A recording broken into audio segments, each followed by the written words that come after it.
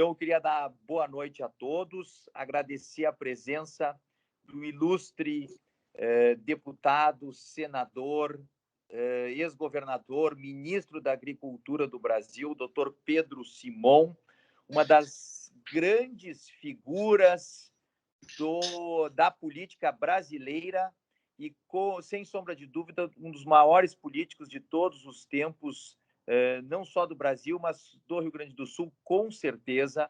Uma pessoa que entrou para a vida pública, fez um trabalho maravilhoso ao longo dos anos, foi senador entre 1978 e 1986, 1990 a 2015, governador do Rio Grande do Sul entre 1987 e 1990, deputado estadual do Rio Grande do Sul entre 1962 e 1978 e ministro da Agricultura do Brasil entre os anos 1985 e 1986.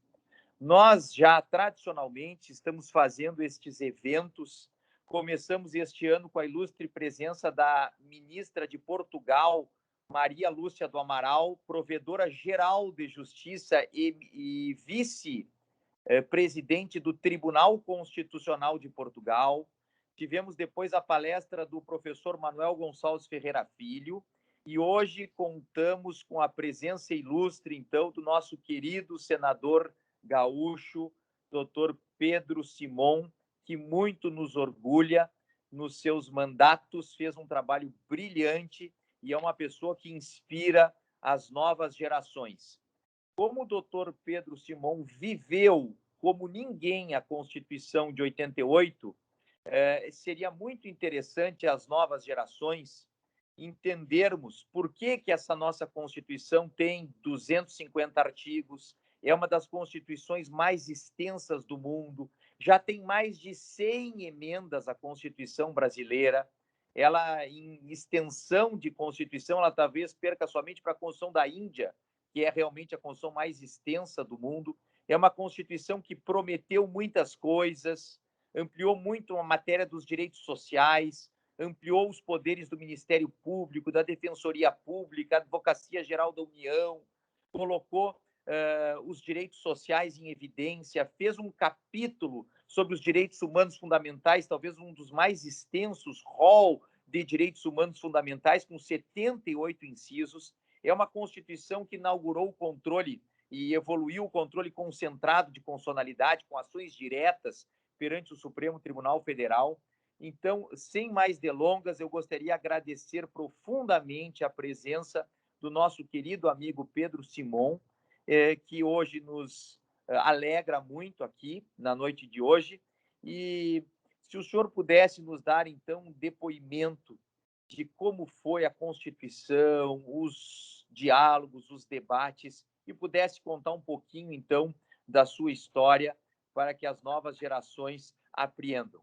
Fico muito feliz que o filho do Pedro Simon, também Pedro Simon, é nosso aluno aqui na faculdade, um menino brilhante, um rapaz muito capacitado e que nos possibilitou também esse acesso mais direto ao pai para que ele estivesse aqui no dia de hoje falando, então, para nós. Muito obrigado, doutor Pedro Simon, e a palavra, então, está com o senhor. Prezado professor Carlos Reverbel, é com muita alegria que eu compareço a essa aula contigo. Eu fico emocionado esses modernos meios de comunicação. E eu fico com uma inveja de vocês. Como seria bom se 50 anos atrás a gente pudesse ter essa espontaneidade, essa rapidez, essa capacidade de nos comunicar com o Brasil, com o Rio Grande e com o mundo inteiro. E compareço com muito prazer. Conheço tuas obras, teu trabalho. É um jovem realmente daquela elite intelectual do Rio Grande do Sul que está se formando, se desenvolvendo e que, Deus quiser, vai fazer o Rio Grande retomar os caminhos de liderança intelectual, política no Brasil, que hoje estamos vivendo uma certa dificuldade, fruto do que está aí. Olha, eu tenho uma mágoa Eu fiquei 32 anos no Congresso. Tenho 65 anos de vida pública, 32 anos no Congresso. Exatamente na hora da Constituinte, eu estava aqui no governo do Estado. Eu trocava tudo por ter ficado lá. Porque, realmente, para alguém que nem eu, estudante, preocupado com direito, lecionando a vida inteira em faculdade, defendendo tese, para mim era... Eu me sentia realizado lá. Aconteceu. Aconteceu, mas eu participei. Participei muito, muito amigo íntimo do doutor Ulisses Guimarães. O doutor Ulisses Guimarães era o presidente da Câmara e o presidente da Constituinte. Então, domingo, eu estava lá na casa dele. Na casa dele, na presidência da Câmara, era uma casa enorme, com enorme do pátio, sem... Quer dizer, uma multidão de gente conversando, querendo falar com ele, e eu ficava assistindo. E ali aprendi mesmo. Foi um momento bonito do Brasil. Eu acho que na história do Brasil nós nunca vamos viver um momento tão espetacular que nem aquele. Eu, olhando pelo mundo, eu não imagino que em alguma Constituição feita, a forma de realizá-la, de constituí-la, tenha sido tão popular, tão aberta, com tanta gente, com tanta manifestação, tudo. Quando eu me lembro na casa do Luiz, aqueles índios com a fantasia, a roupagem de índio ali, debatendo, discutindo, aquelas pessoas, lideranças sindicais, as pessoas mais variadas, todas estavam ali no Congresso. Eram cerca de 12 mil pessoas por dia que visitavam o Congresso Nacional. Andavam por tudo que é canto, debatiam por tudo que é lugar, gente das mais esporádicas necessidades. O interessante é de salientar que também ali funcionaram os lobbies, funcionaram a ação, e ali me chamou a atenção as coisas dizendo que, na hora da votação da Constituinte, quem mais teve, mais presente ali, era o pessoal do Judiciário, inclusive os ministros supremos, debatendo, discutindo na hora da votação do capítulo referente a ele. Olha, essa emoção toda se originou porque nós tivemos uma longa caminhada para chegar lá. No Brasil, infelizmente, nós vivemos horas dramáticas, difíceis, e foi uma luta, graças a Deus, eu diria que quase por um milagre. Não foi o resultante que se imaginava, era uma guerra civil, uma luta, e resultante dessa luta, desse sofrimento, um armistício, um grande entendimento e uma votação de Constituinte. Graças a Deus, o milagre, isso não aconteceu. O Brasil, apesar de tudo que houve, chegamos sem derramamento de sangue à Assembleia Nacional Constituinte. Tudo começou quando, em 1964, de uma forma serena, tranquila, derrubaram um governador, ou derrubaram um presidente e instalaram um regime. Era interessante salientar que, quando derrubaram o Jango e assumiram, primeiro assumiram o natural. Saiu e derrubaram o Jango, assumiu o vice-presidente e deram posse ao vice-presidente. O vice-presidente organizou o seu ministério, compôs o seu ministério e deu posse ao seu ministério. Isso foi no dia, qual foi no dia 31, dia 1º de abril, e logo depois instalaram o governo. Nesse governo constituído com todas as suas forças, começou a governar. E não mais do que, de repente, os 3 ministros nomeados pelo presidente em exercício, que era o vice-presidente da República, os 3 ministros baixaram um ato. Esse ato não tinha número. Ato institucional. E nesse ato, tornava afastado o presidente e assumia o presidente da República. Esse ato não tinha data, não tinha prazo estabelecido. Então, pelo prazo dos meses, o ato institucional entrava em vigor. Entrou em vigor. O governo se constituiu. Na hora que estava vencendo o prazo, venceu o prazo, o que fizeram? Baixaram o ato institucional número 2. E aí sim, aquilo que era para ser a transição de uma derrubada de governo se transformou na ditadura que foi classificada. E foi o Artigo 2, o 3, o 4, o 5, e ela foi crescendo, foi avançando nas suas realidades, nas suas imposições. O que se viu foi que ele cresceu, ele avançou, ele tirou as liberdades da gente. Ele realmente se impôs e foi um dos períodos mais difíceis e, eu diria, mais negros da história do Brasil. Começou o AI-1, veio o AI-2, depois suspenderam as eleições para presidente da República, suspenderam as eleições para governador, criaram a eleição biônica para um dos senadores, suspenderam as prefeituras da capital e das grandes cidades do Brasil inteiro, e foi crescendo. E a violência foi se instalando. Tortura, prisão, arbitrariedade, habeas corpus praticamente não existia. Vivemos um momento doloroso e difícil da nossa história.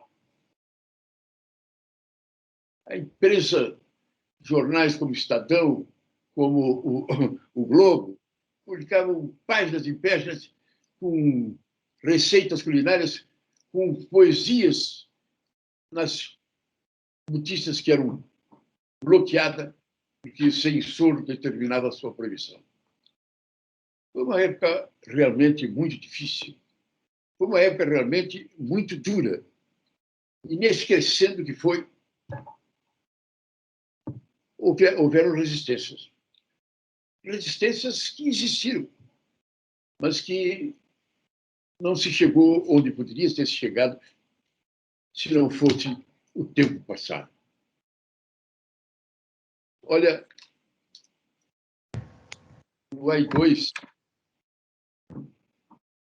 proibiram os governadores de celebrar a eleição indireta para governador de Estado, as nomeações dos presidentes da República, que tinha que ser um general, a censura à imprensa,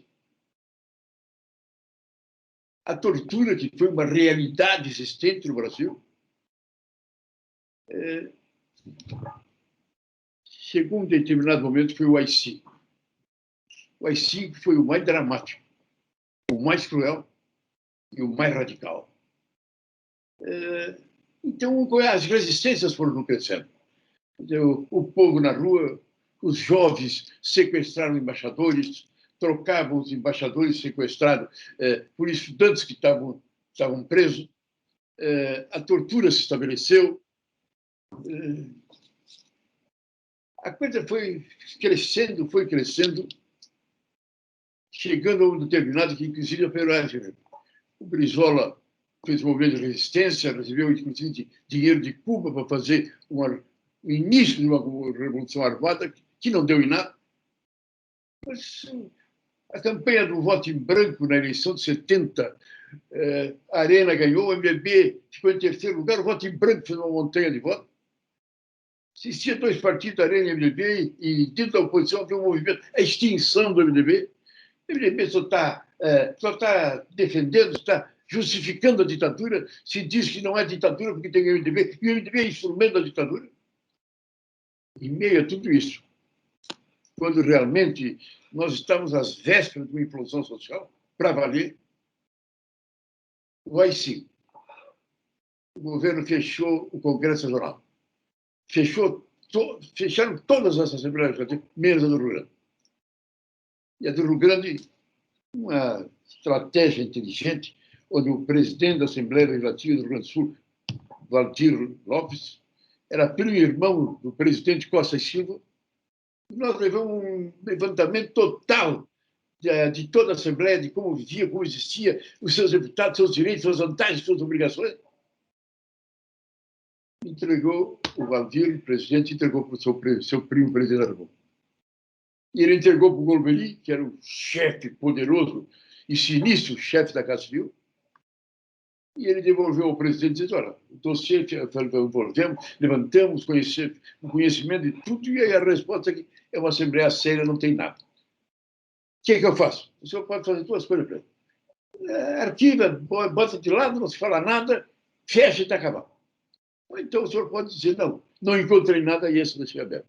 O presidente Costa Silva Gaúcho deu uma gauchada, deixou aberto. Aberta a Assembleia Legislativa do Rio Grande do Sul, naquele escuro do Brasil inteiro, e se iniciou o movimento. E nós fizemos, meu amigo Ribeiro, aqui em Porto Alegre, uma coisa emocionante que a história vai ser contada. Todos os políticos do Brasil, de todos os partidos, de todas as lideranças, vieram a Porto Alegre. E fizeram um grande congresso de todo mundo para debater o futuro das oposições. Nessa reunião, tudo foi debatido. Eu volto a repetir. A primeira tese colocada era no termado, para tipo a guerra civil. A gente fez uma análise. Como é que nós estamos hoje? Hoje, as Forças Armadas fechadas em torno do governo. O empresariado fechado em torno do governo. As igrejas, aquela caminhada de Deus, pátria e família, montanha de gente fechada com o governo. Nós sentimos que nós não teríamos chance de chegar. Então, as chances de nós lutar e vencer a quarta frota dos Estados Unidos, ali nas margens do Mar Brasileiro.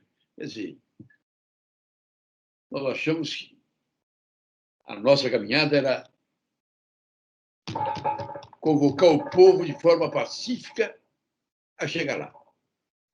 Quando nós, terminado o nosso congresso, debatemos que não íamos para a luta armada e analisamos que nós íamos fazer uma caminhada para a Assembleia Nacional Constituinte, direta já, fim da tortura, habeas corpus, anistia e liberdade de imprensa.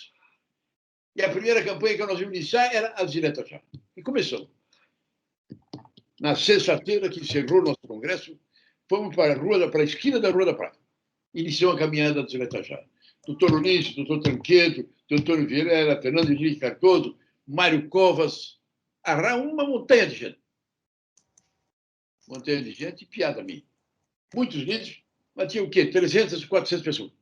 Numa sexta-feira ao meio-dia. Que naquele momento, do AI-5, o medo era total, não se fazia reunião para coisa nenhuma. A imprensa fez uma coisa. Aquele turquinho, agora quer esse MDB que não existe, que não tem força nenhuma, de quer lutar contra essas forças que é, como é que eles vão fazer? E pelo fato de nós ser um movimento pacífico, dizendo que não queriam luta, que rejeitavam aqueles que estavam fazendo a luta armada, e que nós íamos caminhar livremente, a ditadura meio que deixou. As reuniões foram feitas e foram crescendo. A primeira foi em Porto Alegre, a segunda foi lá em Cachoeira, a terceira foi em Capão da Canoa, pouca gente. A quarta, em Curitiba, já tinha mais gente. E foi não crescendo, e foi não crescendo. E foi não crescendo. E a desmoralização daquela instituição feita de todas as maneiras ia realmente avançando. 1.300.000 pessoas em São Paulo, no Rio de Janeiro. 1.600.000 pessoas em São Paulo. Isso foi de tal maneira que a revolução e a ditadura e os militares já começaram a ser mal vistos pelo povo, começava a ser uma movimentação. Se falava que as crianças que iam à escola recebiam por parte de seus colegas, se eles eram filhos de militares, antipatia. O que aconteceu? Vamos votar a emenda da direta já. E a emenda da direta já estava numa certeza tão grande que era certo que a emenda Dante de Oliveira, que lá estava, poderia ser aprovada. Mas aí o governo cercou o Congresso Nacional. Fez uma violência, um medo, sequestrou deputados. Foi uma votação dramática, um Congresso fechado. E a emenda caiu. Faltaram 9 votos. Ela fez muito mais votos do que... Muito mais votos aprovaram, foram 300, 400. Faltaram 9 votos para fazer a maioria absoluta. E aí o que acontece? O que não acontece? O impacto geral, não temos o que fazer, não temos o que não fazer. Aí nós vamos participar do colégio eleitoral. O MDB vai participar do colégio eleitoral e aí escolhemos o homem direto já, o grande líder era Ulisses, mas para ganhar na Assembleia, o nome era o doutor Tancredo Neves, então governador de Minas Gerais. Mas para nós ganhar na colégio, tinha maioria no colégio, nós queríamos fazer um entendimento. Fomos buscar o Sarney, senador Sarney, presidente nacional da Arena. O homem que, da vida inteira, desde o início, era o homem mais importante da ditadura, o homem mais chefe. Mas ele estava de tal maneira desiludido, as coisas estavam de tal maneira abranjantes numa determinada ação de que a era já tinha acabado, não podia continuar. Ele veio para nós e foi nosso candidato a vice. De repente, aquela história, ele sempre dizia o colégio eleitoral é uma farsa, não sei o quê. Tivemos que explicar, porque muita gente não entendia. Ganhamos a eleição. Ganhamos a eleição. O povo se concentrou. A ditadura estava no seu esvaziamento. E o Tancredo foi eleito. A primeira bandeira do Tancredo, a Assembleia Nacional Constituinte. Tudo preparado. No dia da posse, na véspera da posse, o Tancredo adoece. A gente pensava que era qualquer coisa, não, era uma doença realmente que o levou à morte. Tivemos uma reunião, uma célebre reunião, em que nós discutimos naquela madrugada, porque era madrugada e às 10 horas assumia o presidente. Quem ia assumir? E foi um debate tremendo. De repente surge o general Leônidas, ministro do Exército, ministro da Guerra, era ministro da Guerra, nomeado pelo Tancredo. Ele chega no Parlamento de Gala, que todos nós, os ministros do Tancredo, cada um numa. Eu estava, por exemplo, na Argentina e Uruguai, porque era uma festa, Brasília era uma festa, era uma alegria só. Reis, presidentes, primeiro-ministro, gente do mundo inteiro vinha para tomar posse, para celebrar o fim da ditadura. Na reunião, estamos na reunião, aparece o Sarney com o general Leônidas, a Constituição e diz: quem assume é o vice-presidente Sarney. Está aqui no artigo. Doença, morte, férias. Em qualquer situação, no afastamento do presidente, assume o vice-presidente. E eu levantei o braço e pedi para falar. O doutor Luiz, que está presidindo a reunião, como se eu fosse bobo, não ligou para mim. Tá certo. É o Sarney que assume. Muito obrigado, saiu e foi embora.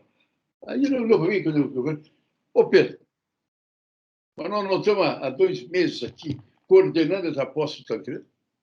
Nós não estamos discutindo, nós, os ministros do Tancredo, andamos para ver o que poderia acontecer de errado nessa grande posse? E quem é que coordenou esse movimento, esse esquema para assumir o Tancredo? Não foi o general Leônidas? O ministro do Exército dele? E quem ele quer? O Tancredo adoece? Chegamos aqui e quem assume? É o Ulisses que assume. Aí eu estou. O Leônidas pode sair para outra. Não, quem assume sou eu. E o que nós vamos fazer? E assumiu o Sarney.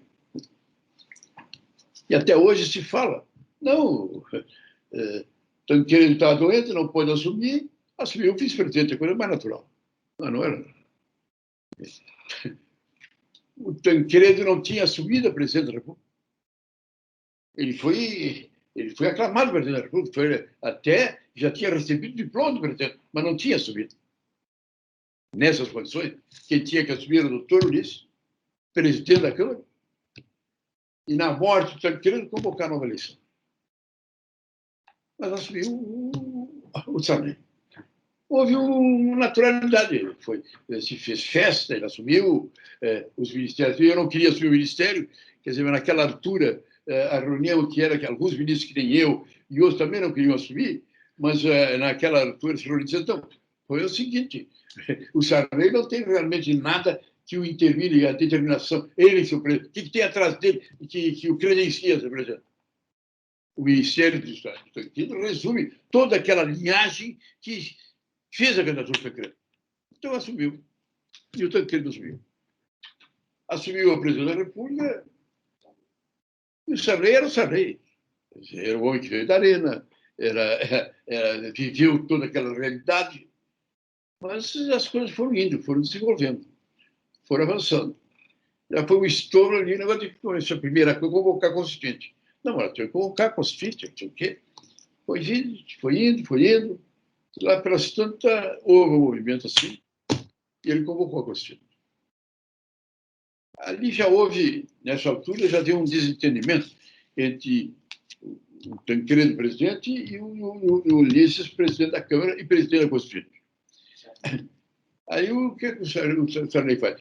Ele designa um grupo de juristas chamado de notáveis e elaboraram um projeto de emenda da Constituinte. Convocado a Constituinte, o doutor Ulisses botou no arquivo o projeto dos juristas sobre a Constituinte. E nomeou uma comissão a comissão e várias comissões temáticas que elaboraram para fazer um projeto. E como é que fazer o projeto? A partir do zero. Com a presença da sociedade. A comissão de sistematização, e ao lado da comissão de sistematização, várias comissões temáticas, e ao lado das comissões temáticas, várias comissões divididas da comissão temática, a fim de fazer o projeto. Abriu a Constituinte para emendas populares. Coisa fantástica, 100 e tantas emendas populares. São cerca de 15 milhões de assinaturas.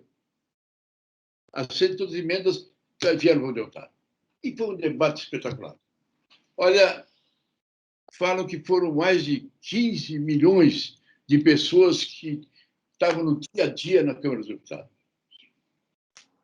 Debatendo, discutindo, apresentando propostas. Era uma coisa espetacular. Gente do povo, os lobbies ali começaram a aparecer, mas realmente foi um grande debate e uma grande discussão, onde se fez. Agora, a questão do formato, comissão de sistematização, nas comissões temáticas, e depois a divisão da discussão dos debates, partirem e virem, depois ir para a comissão de sistematização, um grande debate. Foi uma grande discussão, mas uma orientação determinada no sentido de levar, foi uma grande interrogação. Na hora da votação, tiveram uma grande discussão. Primeiro, tinha o grande projeto nosso, meu, de muita gente, era o parlamentarismo. Nós achávamos que era um grande momento de criação do sistema parlamentarista. E houve um debate muito grande em torno do tempo do mandato do presidente Sarney. Essa foi, talvez, a coisa mais ridícula, mas debate, para mim, eu considerava sem graça, sem razão de ser. Se nós conseguíssemos criar o parlamentarismo, estabelecer a democracia 4, 5, 6 anos, e eu lembrava na época, na França, o presidente da República tem um mandato de 8 anos. E não tem mais nenhum significado, porque o mandato é importante, mas não tem o significado daqui onde ele é uma espécie de rei por tempo determinado. Foi o Sarney exigiu o mandato do Figueiredo, o mandato do presidente da República era de 6 anos. Então, houve essa discussão, o tempo de mandato e o sistema parlamentarista. E nós apresentamos uma proposta do parlamentarismo. Eu, na reunião que eu tive, a discussão em Brasília, até me debocharam de mim, que eu disse que, para mim, podia ser 4, 5, 6, 8 anos que eu não tinha problema. Adotando o parlamentarismo, o tempo de mandato do presidente não me preocupava. Mas não houve certo. Eu sanei, então Deus disse, não precisa ser 6 anos. Nenhuma. Eu aceito 5 anos com o parlamentarismo. E eu fui um dos que lutou a favor de 5 anos com o parlamentarismo. Mas na hora o Fernando Henrique, mentira, o Covas, o Mário Covas, que era o líder da maioria na Constituinte, devetou, bateu e derrotou o parlamentarismo. Perdão, e derrubou a emenda de 6 anos, ficou nem 5 anos, 4 anos. A emenda era 4 anos. E o Sarney, no troco, coordenou e derrubou o parlamentarismo. Interessante que, nessa votação da emenda, dos 6 para os 4 anos, dos 5, foi uma discussão realmente ridícula. E foi ali que surgiu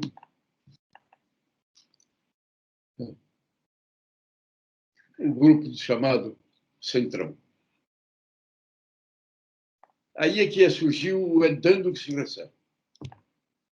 Até ali, o mandato, os ministros do Sarney, nomeou que nomeou, eram ecléticos de vários partidos, militares e tal, mas era de gente realmente que estava em torno do presidente para fazer a abertura democrática. Mas aí mudou. Aí começou a aparecer o troca-troca. Foi exatamente em cima da luta. O senhor Roberto Cardoso Alves, o ministro Robertão, deputado federal de São Paulo, é que lançou a tese. É dando o Ministério. E organizou o Ministério. E aí, na base do troca-troca, emenda para cá, emenda para lá, e, infelizmente, isso diversionou a Constituição. Houve modificações, alterações, e se perdeu aquela grandeza das votações. O doutor Ulisses, que era um símbolo, era um marco, tirou a cidade de Ulisses de um lado, Sarney do outro lado. E aí se desenvolveu o trabalho da Constituição. E aí, realmente, a forma com que era feita, as votações tinham que ser votada, discutida, debatida nas subcomissões das comissões temáticas, depois iam para a comissão temática, depois iam para a sistematização, e aí a forma de votar e a forma de discutir é que veio o que aconteceu. Se não houvesse o entendimento, se em torno das várias emendas que tinha, não houvesse uma fórmula para ir para a comissão de sistematização e ia para o plenário, o que acontecia? Essas emendas saíam fora e ficavam para serem votadas depois da apresentação, da votação da Constituição, votada numa emenda em separado. Olha, meu marido, essa emenda destacada, que era destacada, e votada numa emenda em separado. Aí as coisas foram indo, foram indo, foram indo. As grandes teses, grandes discussões com a reforma agrária, por exemplo, ela está na lei, na Constituição da Reforma Agrária, lei complementar dirá o que vai ser feito. E assim são em vários setores. Várias reformas, as várias grandes teses e as grandes discussões terminaram sendo deixadas de lado. Lei complementar, lei separada vai ser votada. E até hoje, foram mais de 120 grandes discussões da Constituição, que foram deixadas para ser votadas separado. Até hoje, cerca de 13 ou 14 ainda não foram votadas. A começar pela reforma agrária. O que está difícil é que lei complementar estabelecerá os termos de quando será, até hoje não foi votado. Esse aspecto. O outro aspecto, realmente, é de que nós todos tínhamos vivido uma noite negra de violência, de radicalização. Os direitos individuais praticamente não existiam, habeas corpus não tinha, tortura, tanta coisa, cassação de mandato, etc. E tal. Então, na hora, eu lembro de Jobim, com muito orgulho, os direitos individuais, dos direitos do cidadão, e que foram abraçados, defendidos, e lá está um capítulo onde o Brasil demonstra todo o debate, a discussão e a defesa dos direitos individuais. Agora, na hora da responsabilidade, do que deve ser feito, de como deve ser feito e como deve ser feito, as coisas ficaram diferentes. Então, hoje, realmente, a Constituinte foi um grande trabalho. Foi uma obra emocionante por parte do contexto da sociedade. Um povo que saiu uma noite negra de ditadura e veio para a democracia, É verdade que sem a violência, sem a radicalização, sem a luta, sem o derramamento de sangue, mas um momento realmente muito bonito e muito significativo. E se estabeleceu a posição, e ali eu diria que foi o que poderia ser feito. Faltou em algumas coisas, por exemplo, na hora de voltar ao parlamentarismo, está tudo certo para voltar ao parlamentarismo. Bacana, positivo, concreto, real. E seria... Olha, o Brasil, eu acho que no mundo inteiro, o Brasil é um dos países que o presidencialismo é mais complicado, mais difícil, mais longe da realidade que o povo precisaria. O parlamentarismo tinha todas as condições para existir, para desenvolver a sua atividade. Não passou. E uma coisa muito interessante, a tal da emenda provisória, a medida provisória, ela foi criada a exemplo do parlamentarismo. Todos os lugares onde tem parlamentarismo tem a medida provisória. E ela é importante e não é. Ela é importante porque o primeiro-ministro apresenta numa hora de grande significado, de polêmica política, onde é importante aquela decisão. Mas ela tem uma questão. Precisa da medida provisória? Passar, passou. Derruba a medida provisória, cai o ministério. Cai o gabinete. Por isso que não é tão fácil. É raro a gente ver uma medida provisória na França, ou na Itália, ou na Alemanha. Por quê? Porque o primeiro-ministro sabe. Ele entra com a medida provisória para uma medida, por um motivo X, e por outra questão qualquer, termina caindo o gabinete dele. Eu me lembro que eu dizia olha, para mim, se caiu o parlamentarismo, a medida provisória quase que podia se cair sem medida, porque ela está ligada, se caiu o sistema. Como é que ficou? Como é que ficou? E lá está até hoje. E é uma das coisas mais vexatórias do Congresso Nacional é a medida provisória. Presidente, em primeiro lugar, na hora de entrar, lá quando foi votada na Constituinte, era em determinada situação excepcional, em raríssimas condições, podia ser verdade. Como a gente já dizia, virou rotina. Medida provisória para qualquer coisa. É para qualquer coisa. E vai. E é votada. E o presidente entra com ela na Câmara, e a Câmara fica com ela na gaveta. Quando faltam 5 dias para ser aprovada, a Câmara vota, e quando faltam 4 dias, vai para o Senado. Aí o Senado tem que votar, tem isso aí. Então, sem discutir, sem debater, sem analisar, o Senado vota.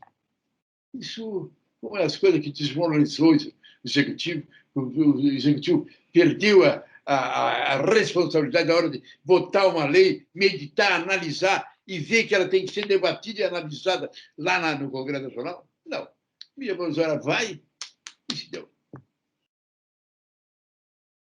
O Senado votar uma medida provisória, 2 dias, se não aprovar, ela é rejeitada. Olha que foi um dos que gritou muito no sentido do Senado devolver. Agora, parece que uns 6 meses atrás, devolveram a medida provisória. Mas está em vigor. Essa foi uma das consequências da negação do parlamentarismo que ficou para nós. Eu digo que nós, hoje, o Congresso Nacional vive em tantos de incerteza e de interrogação. Outra questão é a questão da vida política brasileira. O regime hoje era anárquico. Nós temos 30 e tantos partidos. Imagina fazer uma reunião vamos reunir as lideranças para discutir o que vai fazer. 30 partidos. Para encaminhar a votação, cada líder tem direito à sua palavra. Leva 4 horas para discutir. É de um ridículo atroz. É de um ridículo tremendamente real. Agora, na CPI, está lá se reunindo agora a CPI. 2 partidos têm 2 senadores, e outros são cada um senador.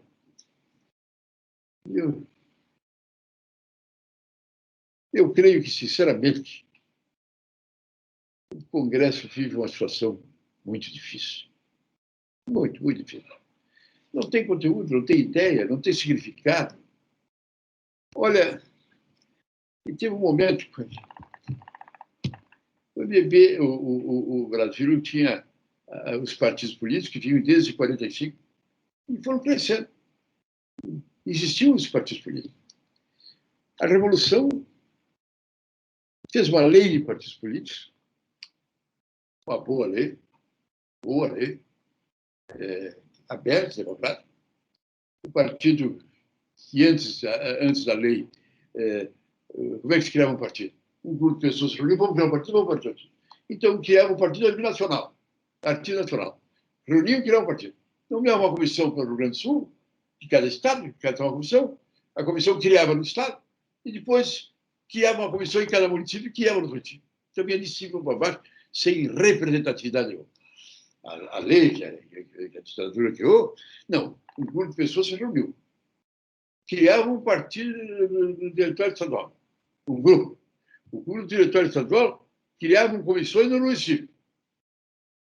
Falei bobagem, desculpe. No município, você está certo. No município, o município se reunia e fazia filiação. O município tinha que ter 10%, 12% de filiados dos eleitores. Se ele tivesse esse número, criava o diretório municipal. Se naquele estado, vamos dizer, 40 municípios tinham criado os municípios dessa maneira, esses 40 diretórios municipais se reuniam e criavam o diretório regional. Se no estado de tantos municípios criavam o diretório regional, e se no Brasil, dos 22 estados, 13 estados, 13 ou 4, tinham os diretórios estaduais, criavam o diretório nacional. Isso foi feito, e já naquela época ficou 3 partidos, PTB, PSD e não me sinto bem.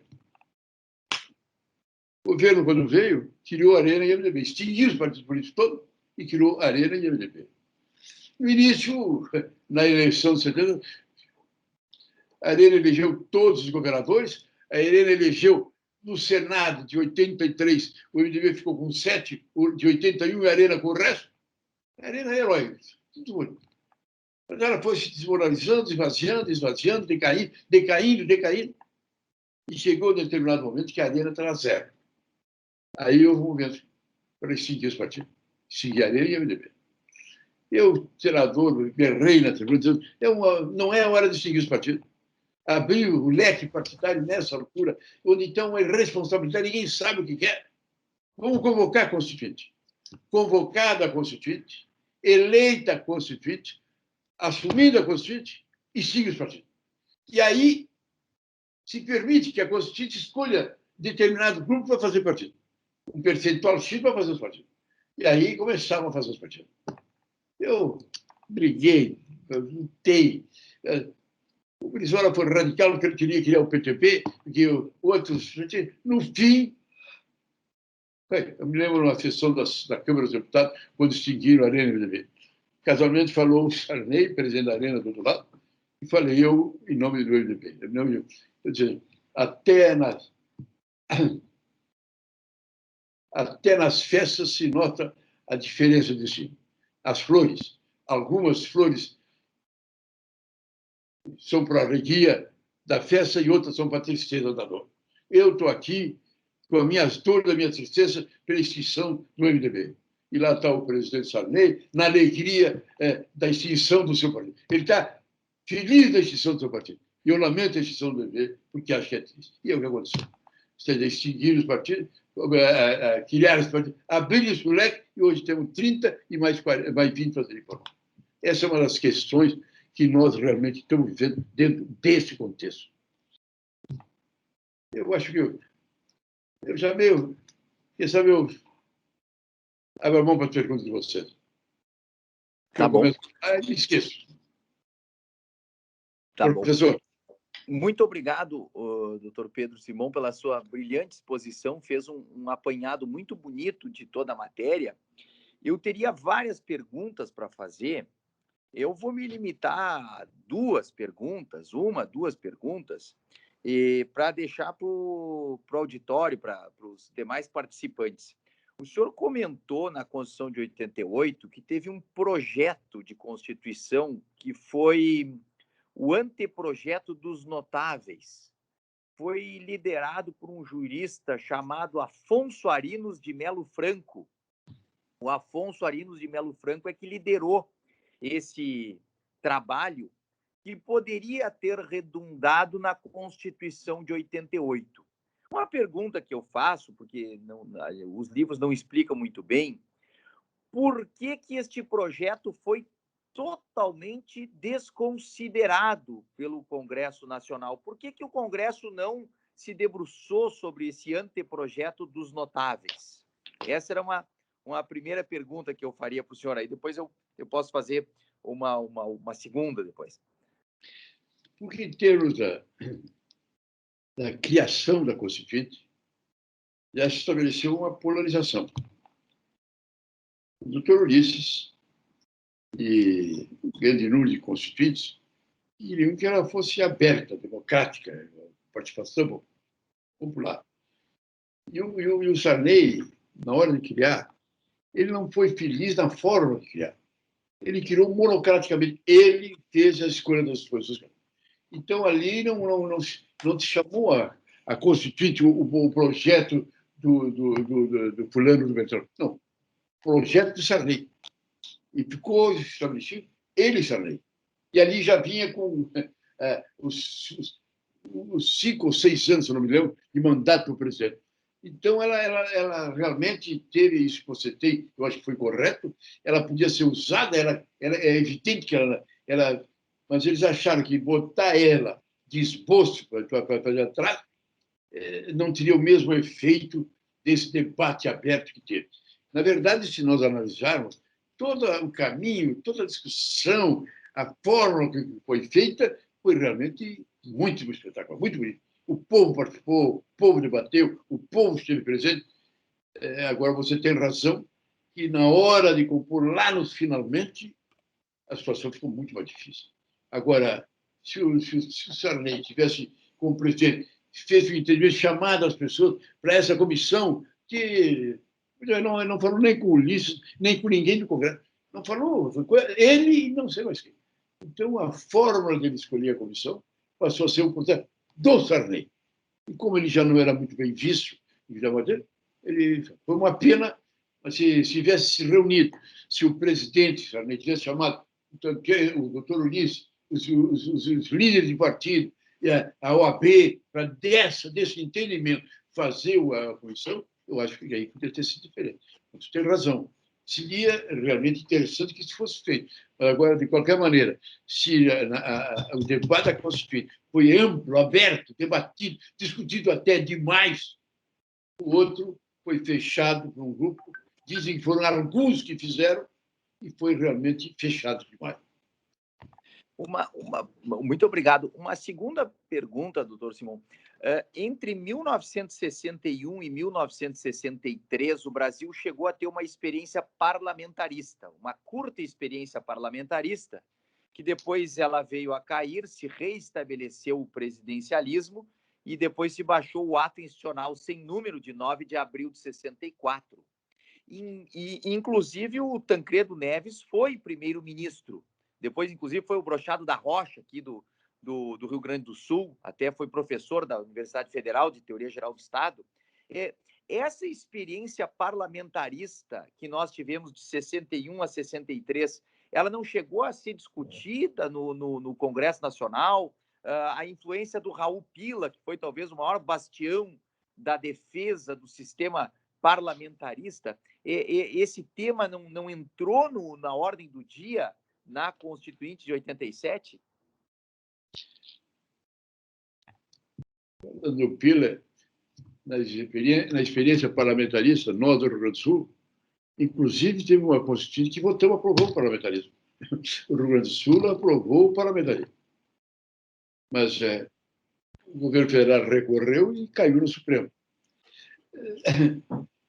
Quando houve O golpe de 64, o Brizola fez a campanha da legalidade e houve uma mobilização. Era uma interrogação: o que ia acontecer, o que não ia acontecer. Tem uma coisa muito interessante de ser analisada, que o golpe já dava certo. Os governos se reuniu e assumiu o vice-presidente da República e as coisas foram encaminhadas. Mas depois deu essas mudanças totais. Mas para dar o golpe de 64, uma das razões que facilitou a tramitação do golpe foi exatamente a emenda parlamentarista. Que ela veio, vamos dizer assim, uma mala origem. Ela veio com a fórmula de dar o golpe. Quer dizer, a derrubada do Jango, a posse do vice-presidente, foi um golpe de Estado. Mas, na verdade, serviu. Agora, é importante salientar, o parlamentarismo foi muito bem, obrigado. Se analisar o tempo que ele existiu na época do Jango, Tancredo presidente, o parlamento viria muito bem, obrigado. Uma época tranquila. Se você olhar o ministério do Tancredo, Jango presidente, Tancredo primeiro-ministro, o nome que ele deu, ministério espetacular, ia muito bem, obrigado. O que aconteceu?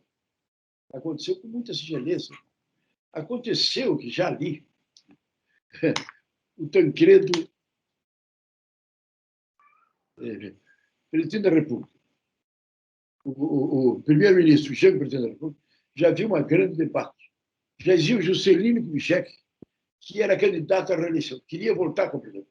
E havia o Carlos Lacerda, que era outro que também queria ser candidato. E fizeram uma campanha tremenda dos dois. Tinha uma debate, tinha todas as pessoas, dizem que até o Torolice era meio presidencialista. E essas pessoas derrubaram o parlamentarismo, destruíram o parlamentarismo, derrubaram a emenda parlamentarista de uma maneira grosseira e altamente imoral. O golpe veio, já está preparado a candidatura do Castelo Branco, então eles o que fizeram? Um dos votos deles terminaram com o parlamentarismo. Realmente foi a coisa mais triste que podia acontecer. Eu diria que da ditadura, desse tempo todo, a figura que ficou, e até hoje nós estamos pagando, é o presidencialismo. O presidencialismo no Brasil é cruel. Quer dizer, olha, nos grandes países, à exceção dos Estados Unidos, que é uma legislação à parte diferente, o presidencialismo não tem na Inglaterra, não tem na França, não tem na Alemanha, não tem na Itália, não tem na Espanha, não tem em Portugal. Quer dizer, o parlamentarismo é uma forma espetacular, ela tem todas as condições para existir. Esse presidencialismo é um regime que, em si, ele já tem as consistências da confusão, da irresponsabilidade. Não dá para dizer. Se fosse o professor, perguntou muito bem, doutor Frederico. Já teve parlamentarismo, já teve experiência. Porque ela não deu certo? Não. Os caras já fizeram, quer dizer, o Tancredo Neves, primeiro-ministro, espetacular, estava tudo muito bem, obrigado. Aí o que aconteceu? Eleição para o Congresso Nacional. Eleição para o Congresso. O que aconteceu na eleição para o Congresso? No parlamentarismo, o primeiro-ministro tinha que ser deputado. Aí, filho, votaram a emenda que tem que ser deputado. Então, teve que deixar de ser primeiro-ministro para se candidatar a ser deputado, para ser reeleito deputado. E isso já todo mundo conhece. Se reuniram ali o Juscelino, o próprio Lacerda, todos esses grandes nomes que eram todos querendo presidencialismo. Foi interessante. Depois, quando houve o plebiscito, na hora do plebiscito, se reuniu, era coisa interessante. Então, fizeram o debate para discutir parlamentarismo e presidencialismo. Na hora do debate da televisão, apareceu o Brizola falando, o Lula falando, o Eduardo, todo mundo, todos falando. Um não conversava com o outro, um era inimigo do outro. O Marcos Maciel, que era o coordenador, um vai falar, e todo mundo, o presidencialismo, um era inimigo do outro, e todos querendo derrubar o parlamento. E aí, Tancredo caiu fora, o doutor Celso de Penha, o doutor Rossar da Rocha, ele, primeiro-ministro, bom, e espetacular, mas ninguém conhecia. Era um povo que tinha saído daqui do nada.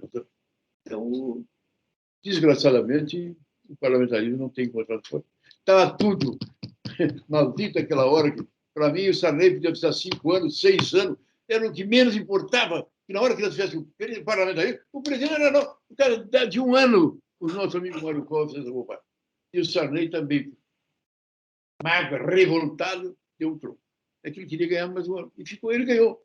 Então, eu fui a Brasília, batei, gritei, me ridicularizaram. Simão, quer dar 10 anos, 12 anos para o Sarney. O que eu quis dizer foi o seguinte: no regime parlamentarista não importa o tempo de ano. Hoje estão aí, olha, vou ser sincero, não sei quando é que vai aparecer. Quando é que vão ter chance de voltar? Juro que eu não sei.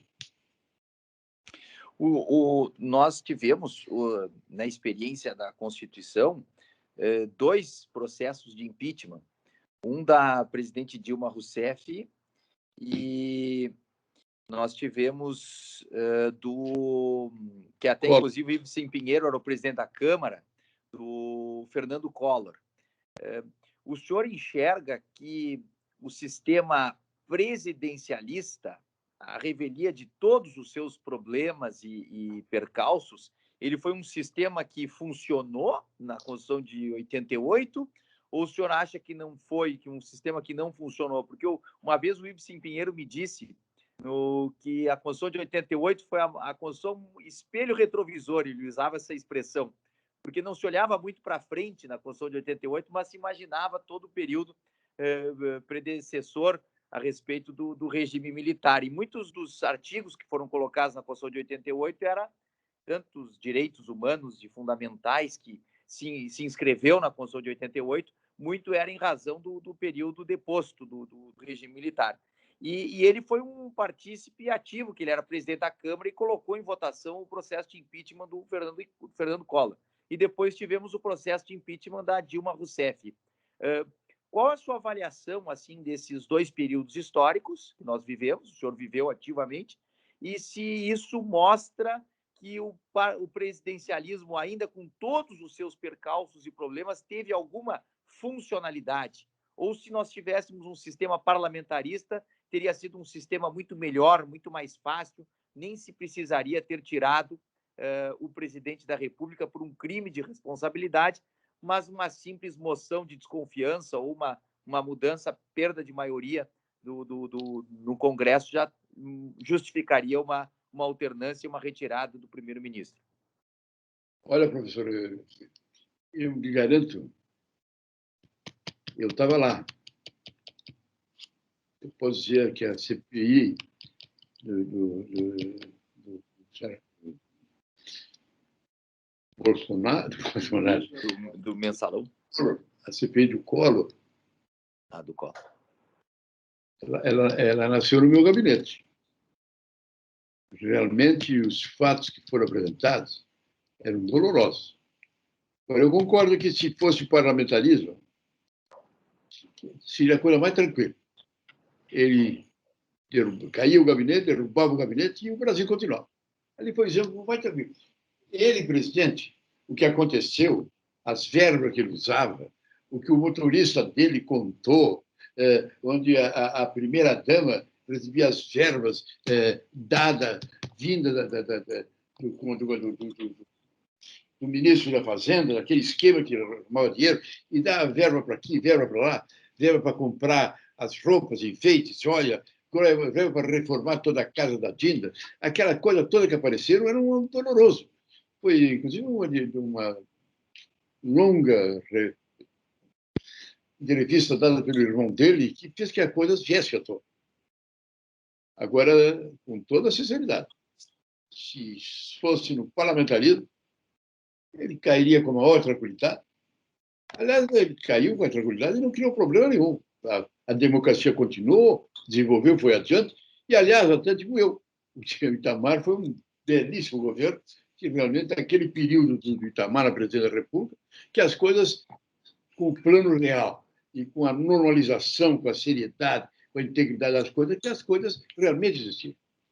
Agora, na segunda, envolvendo a presidenta, Aí eu não estava lá, acompanhei de longe, e até hoje não me aprofundei para estudar as condições, como é que foi feita a votação e como é que ela foi derrubada. Ali, com sinceridade, eu não posso te responder. Mas no caso do Collor, eu posso te garantir que as coisas foram feitas, a Constituição foi respeitada, começou no início que não se passava por ninguém, a cassação foi ruim, porque não foi criada a CPI para caçar o mandato, foi criada para investigar as coisas que estavam acontecendo.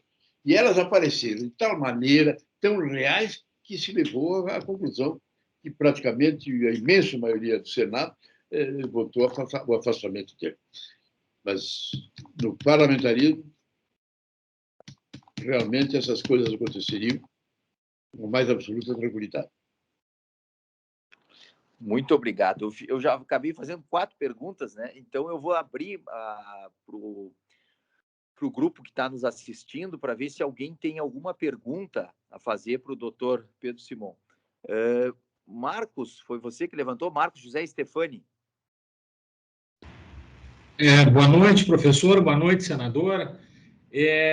Eu tenho uma pergunta, e a pergunta de um advogado jovem que lhe acompanhou, e lhe digo o seguinte: o senhor viveu a legalidade, viveu a Constituinte de 88, e em 15 de março de 2005, quando a redemocratização comemorava 20 anos, o senhor fez um pronunciamento dizendo que a democracia à época estava consolidada.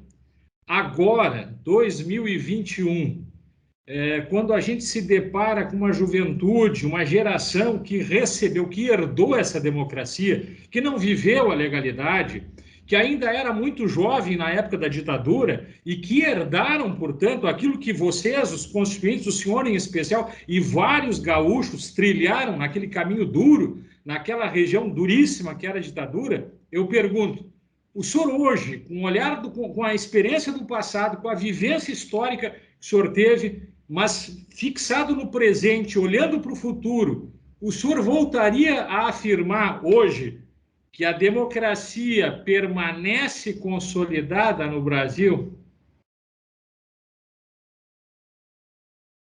Essa sua pergunta é importante. Olha, meu jovem, eu te diria que eu sou um fiel, apaixonado pela democracia. Repare você, se fosse um regime parlamentarista, as coisas já tinham sido definidas. Ou o presidente saía, ou ele ficava. Mas nesse regime que nós estamos vivendo, nós vemos esse drama cruel. E no meio da crueldade, querer fazer qualquer coisa pode dar uma desgraça. Então, esse é o símbolo do presidencialismo. Nós somos uma interrogação. Se escolher um presidente, o presidente tem o seu estilo de governar, há muitas interrogações com relação a ele.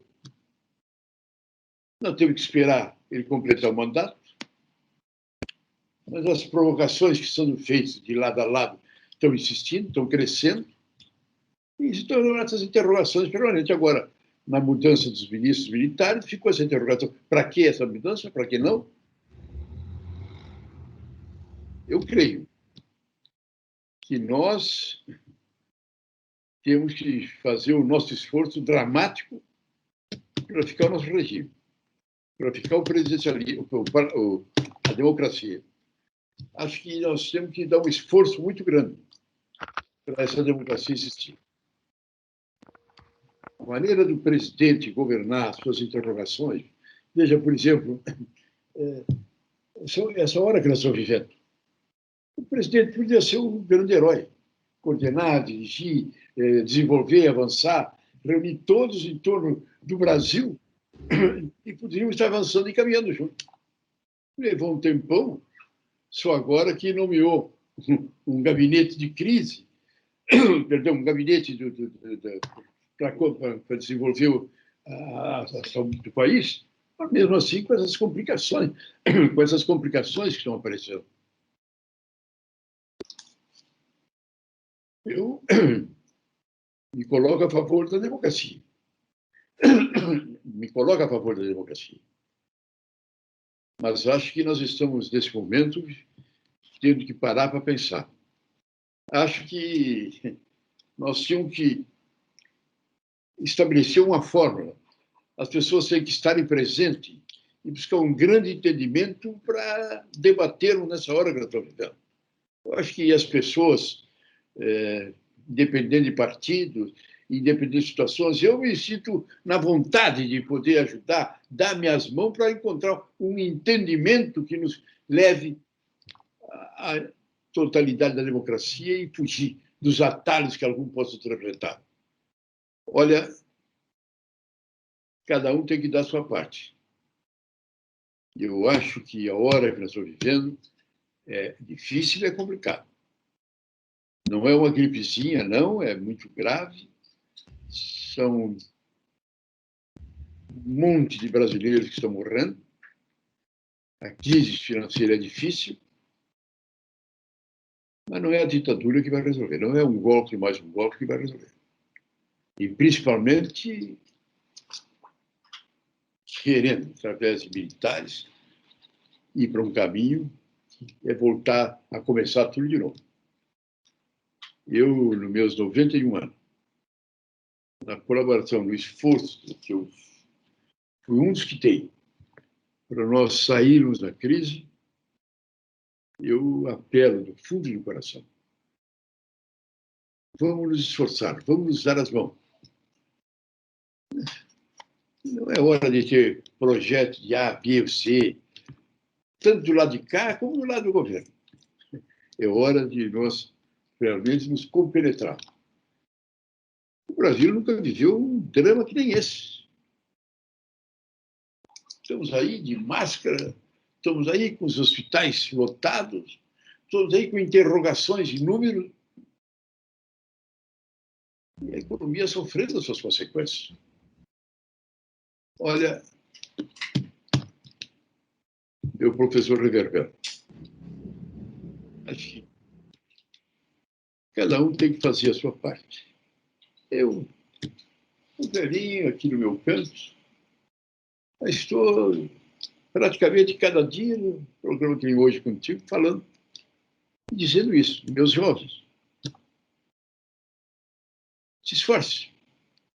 Use essas cadeias sociais. Tão fácil hoje, você pega o seu celular. Eu estou dizendo, dias atrás, 11 de agosto, os jovens, disse para eles exatamente isso. Vocês pegam o celular de vocês, fazem 100, 200, reúne 10, cada um mais um são 100, cada um mais um são 1000. E façam encaminhamento no entendimento do consenso, do entendimento da paz. A verdade é que se é tão bom hoje o povo, as redes sociais hoje falam, debatem e tem mais força, dizem que tem tanta força como o Jornal Nacional da Globo. Infelizmente estão aparecendo esse ódio, essas essa invenção, essas calúnias contra A, contra B ou contra C. E o governo quer criar uma forma de combater essas violências radicais, criando a censura, quer dizer, determinado A, B ou C, para poder entrar, tem que ter se submeter à censura, e a censura vai dizer se fica ou não fica. Claro que não. Hoje, a tecnologia é tão clara que pode-se tirar A, B ou C da rede social se estão convocando a guerra, a morte ou a calúnia. Mas vamos dar as mãos nesse sentido. Vamos nos somar no sentido de que vale a pena. Hoje, eu entendo um grande terrível, que é esse da morte que passa por vários cantos e várias famílias do nosso Brasil. E depois, vamos dar as mãos. A saída do ministro das Relações Exteriores foi tarde, mas já devia ter saído. Estamos agora, parece que a carta que o presidente fez hoje, lida hoje, lá no Congresso reunido em Washington, já dá uma linha de paz e de entendimento. A Amazônia, que sempre foi o nosso orgulho, nós devemos estar uma fórmula onde podemos desenvolvê-la, avançá-la. Ela é uma grande reserva do mundo. Nós temos que também estar presente nesse trabalho. Não vai o mundo, de repente, se unir contra nós. Vamos encontrar uma forma de um grande entendimento. Esse desmatamento tem que parar. Mas nós temos que nos dar as mãos e olhar para o Amazônia do futuro. Olha o Brasil. O Brasil é um continente.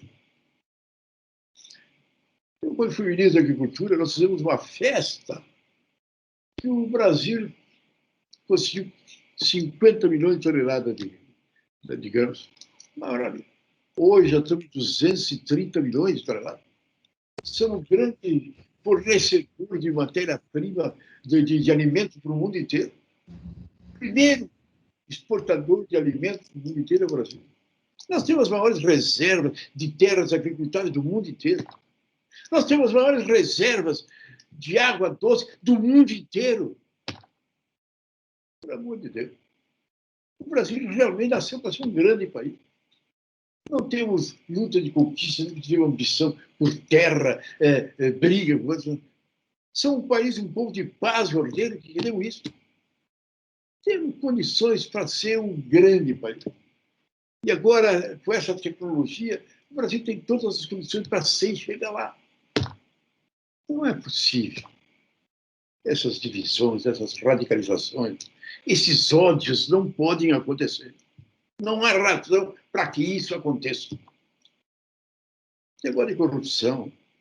A Lava Jato foi muito importante nesse país. Foi muito importante. Equívocos aqui ou acolá. Mas ela mostrou, veio à tona, mostrou as roubalheiras escandalosas que aconteceram e acontecem nesse Brasil. Isso ficou provado. As pessoas que foram condenadas, isso ficou provado. Os roubos, as falcatruas. Na verdade, nós estamos iniciando uma nova era. Uma nova era onde ladrão ia para a cadeia.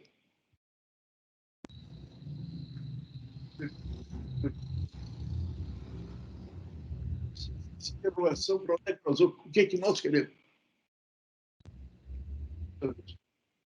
Aí, 50 pessoas reúnem, vamos tirar um partido, vamos criar um partido, mas ninguém sabe para onde vai, nem o que quer.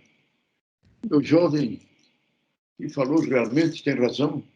E esses jovens, o que vão pensar, o que vão querer? Eu respondo. E cada um faz a sua parte. Vamos para o debate, vamos para a discussão. Vamos fazer realmente.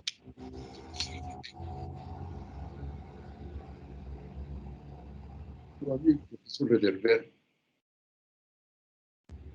realmente, quando nós falávamos anteriormente, e tu dizia da preocupação com o professor de Direito Constitucional, uma faculdade espetacular, respeitada no Brasil inteiro, como é a nossa Faculdade de Direito da URGS. Essa mocidade que você tem, exatamente na cadeira de Direito Constitucional, para debater, para discutir. Olha, a parte do meu nome, essa reunião que você está fazendo, isso vale a pena. E reunir, botar mais gente, aumentar, para debater, para ter ideias, para que cada um saia dessa reunião e indo para sua casa, não pense apenas eu, meu problema, a minha faculdade, meu estudo, meu trabalho, a minha banca de advocacia, mas no contexto geral, onde a gente fizer, onde a gente se der as mãos e a gente avance, essa coisa que hoje é fantástica. Esses meios de comunicação, eu com o meu celular, posso debater, analisar, que coisas impressionantes. Cidadão sozinho, isolado, com o seu celular, já tem movimentado o mundo, onde ele filma certos fatos, certa violência, onde ele dali mostra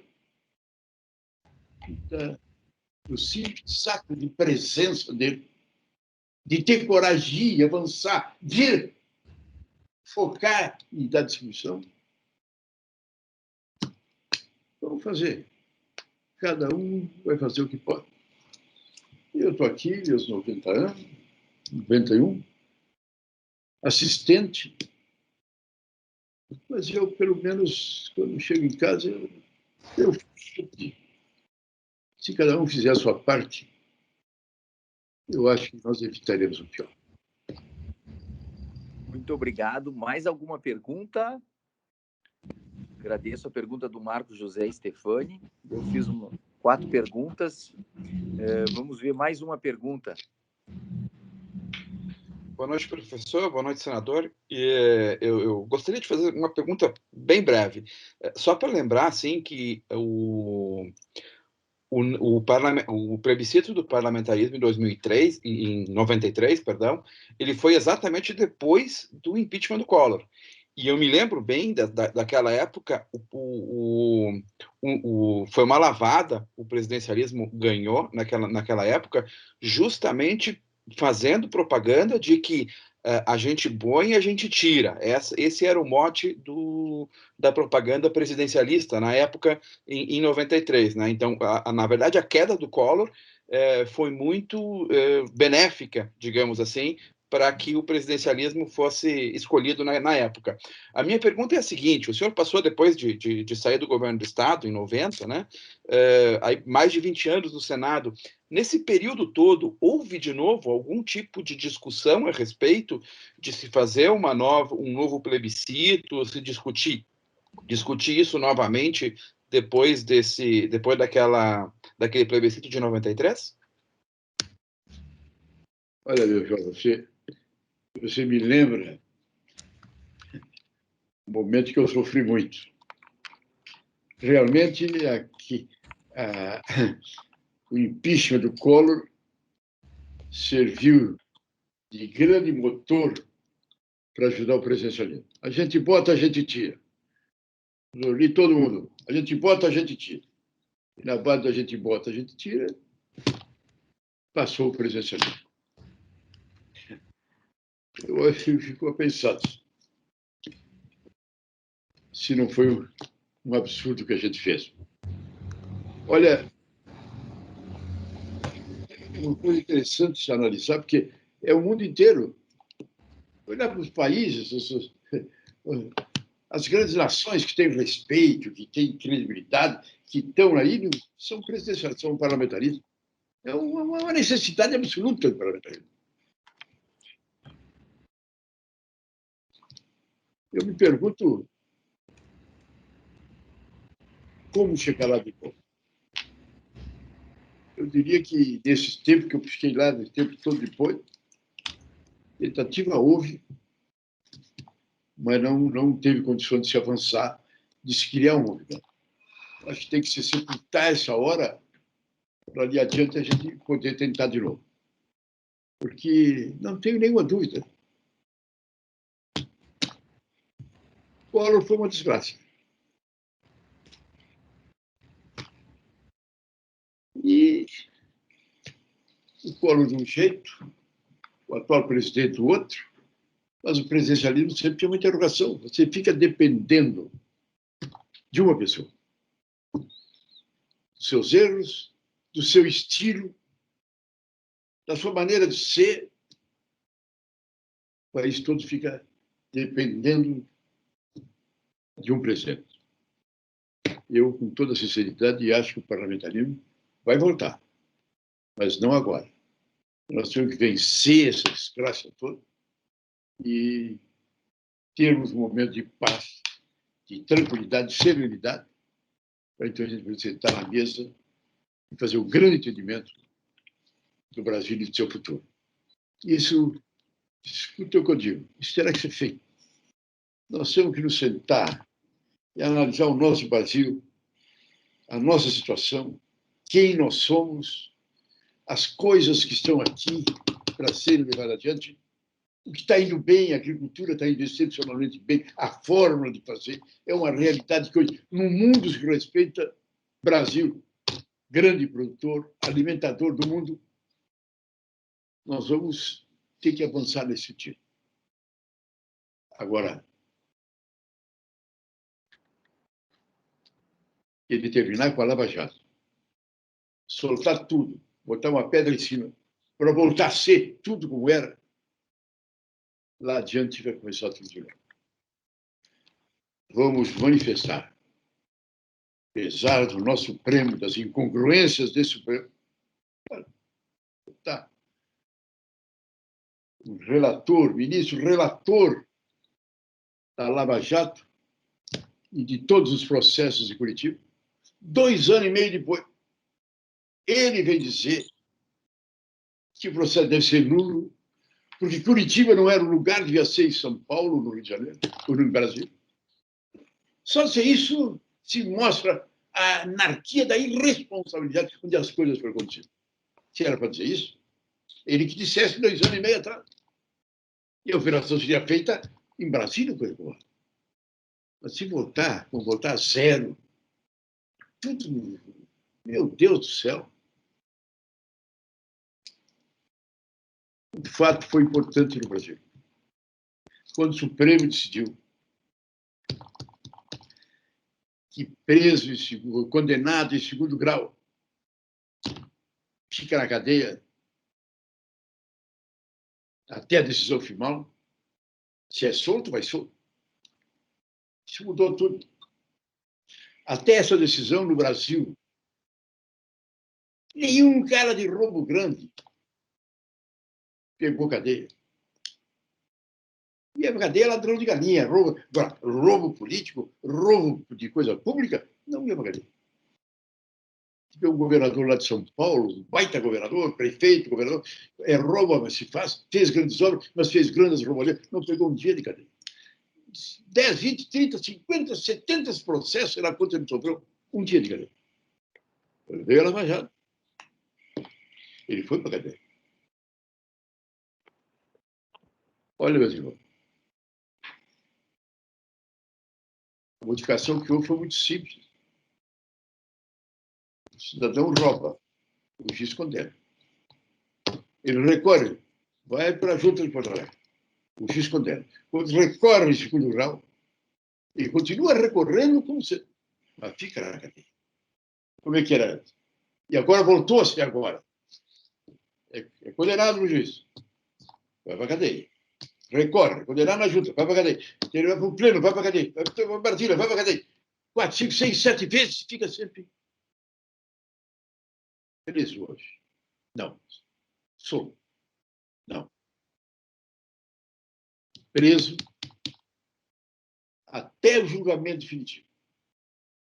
E é raro o julgamento definitivo no Supremo, porque ele faz recurso, o juiz deixa na gaveta, o promotor não recorre, ele fica discussão e prescreve. Antes dele ir para a cadeia, prescreve. Ninguém ia para a cadeia. E agora a cadeia está cheia. Ministro, presidente da Câmara, presidente, grandes empreiteiros, grandes empresas, gente da maior importância na cadeia. Foram condenados segundo a história.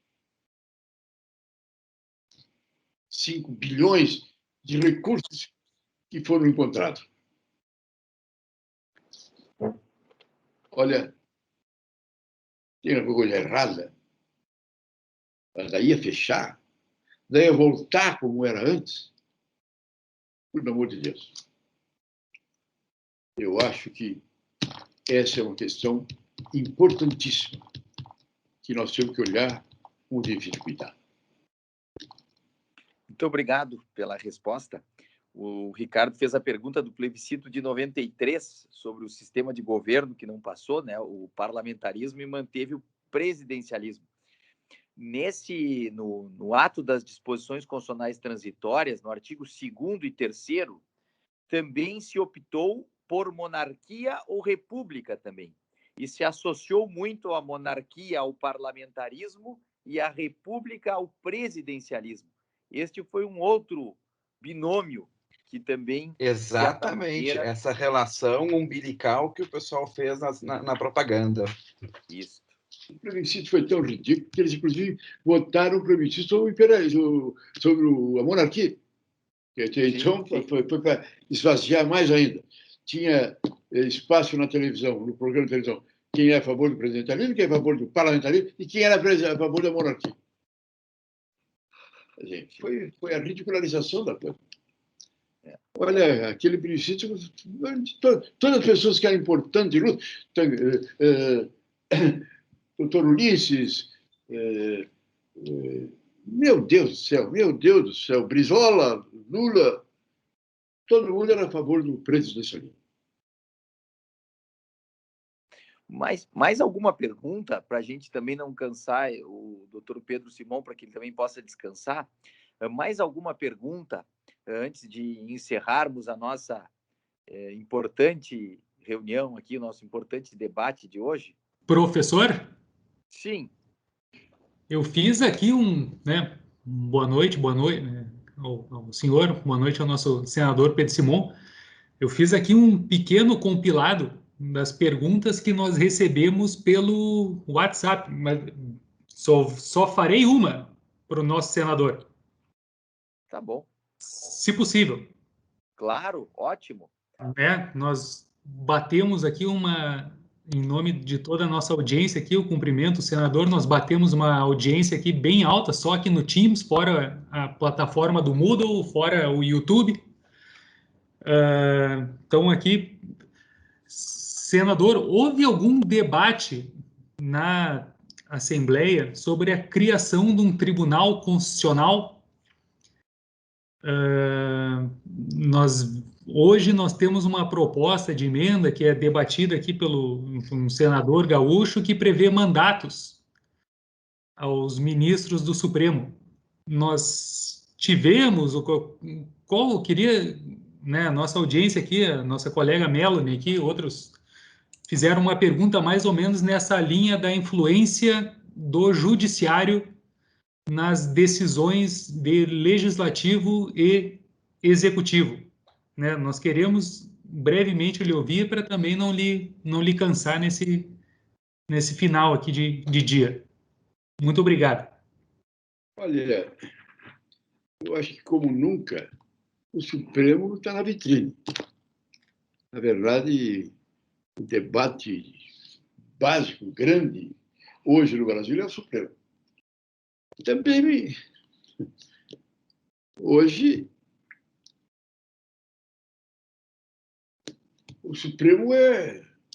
Quando foi criada a TV Justiça, eu festejei da tribuna do Senado. Achei uma maravilha. Agora, os ministros vão estar abertos, vão debater, a gente vai saber o que eles pensam, a coisa vai ser aberta, vai ser uma maravilha. Deus me livre. Hoje, em primeiro lugar, tem ministro que, na hora de dar um voto, ele leva 2 horas, 2 horas e meia. Hoje são os artistas de televisão. E, na verdade, o ministro age em função da televisão. E as decisões dele são interrogativas. Repare que hoje o Supremo está legislando mais do que o Congresso Nacional. As grandes decisões, as grandes questões, o presidente está botando sobre tudo, sobre todo.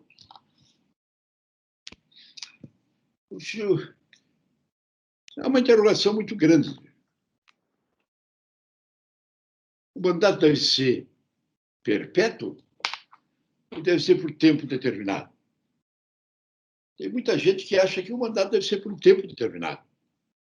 Porque aí, pelo menos, não seria uma coisa errada até a morte. Segundo lugar, a forma de escolher. Hoje, o presidente da República escolhe quem quer. O último que ele escolheu, a única coisa que a gente sabe é que ele era amigo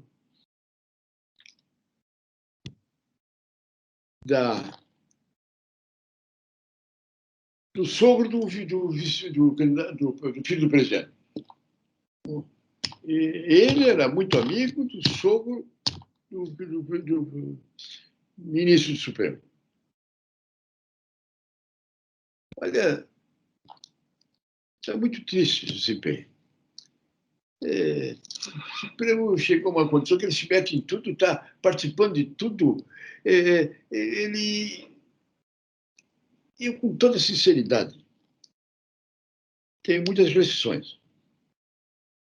Eu tenho uma amizade, um respeito muito grande pela figura de um que foi presidente do Senado, que teve a coragem de uma CPI, que o presidente da República, o presidente do Senado e a maioria do Senado não deixava que era, se entrou no Supremo, ele mandou criar a CPI. E fez os trabalhos, desenvolveu os trabalhos. E a Operação Lava Jato foi realmente existente. E o mensalão foi uma realidade.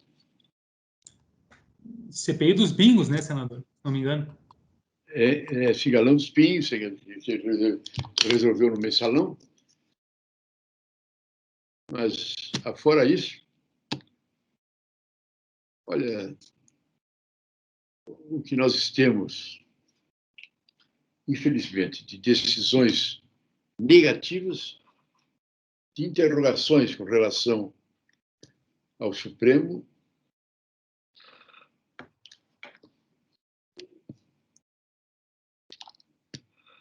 por tempo determinado, eu acho que é bom. Mas a forma de escolher, eu acho que seria interessante. A forma de escolher. A coisa que é triste. Mas o Senado, eu votei contra senador, contra ministro. Mais de um. Mas realmente, o Senado vai, por A, por B, por C, até agora, há muito tempo, que nenhum candidato a ministro supremo foi rejeitado pelo Senado. Doutor Pedro Simon, muito obrigado pela sua disponibilidade de horário, de tempo, dedicado aí aos estudantes. O senhor pode ver que é um grande número de estudantes aí, em que pese a gente não se enxergue como numa plateia, num auditório, que a gente está mais próximo, mas pelos mecanismos virtuais a gente tem talvez até um número maior de audiência do que se estivéssemos num auditório lotado. Eu gostaria de agradecer a sua disposição, o seu tempo que o senhor dedicou à vida pública e o tempo que o senhor dedica ainda depois de 91 anos, ainda a esclarecer, aberto ao diálogo, aberto às soluções para esse nosso Brasil, que é um país maravilhoso e tem tudo para dar certo. 8,5 milhões de quilômetros quadrados, 210 milhões de brasileiros, um país que tem tudo que o Brasil tem de riquezas naturais, não tem como dar errado. É só a gente organizar ele bem, reestruturar o sistema político, o sistema eleitoral, o sistema partidário, a organização do sistema de governo. A gente tem tudo para dar certo e vai dar certo, se Deus quiser, a gente vai conseguir organizar esse nosso país. Então, eu gostaria de agradecer ao senhor por todo o seu trabalho como homem público e o seu trabalho agora na vida privada, que não descansa nunca, no auge da sua intelectualidade, no seu descanso da sua casa, incansavelmente volta e se dispõe a falar com o Centro Acadêmico 11 de Agosto, a falar aqui com a Universidade Federal do Rio Grande do Sul e, enfim, continua ativo, defendendo aí, então, umas soluções melhores para o nosso país. Muito obrigado pela sua participação, que nos contou aí a vossa experiência nesses anos aí de República. Não sei se o senhor gostaria de dar as palavras finais de encerramento e um caloroso abraço aí meu. Parabéns pelo seu filho, uma pessoa maravilhosa, nos ajuda bastante. E então gostaria de agradecer em nome de toda a Faculdade de Direito da URGS a sua participação. Muito obrigado, professor Carlos Reverbel. Muito obrigado, um abraço. Continue no seu trabalho. Leve essa mocidade adiante. Se Deus quiser, nós vamos chegar lá. O Brasil será muito grande. Eu não sei, mas eu tenho certeza, professor, que o senhor ainda vai viver a maravilha de que o Brasil reserva para todos nós. Muito obrigado. Muito obrigado. Uma boa noite a todos, então.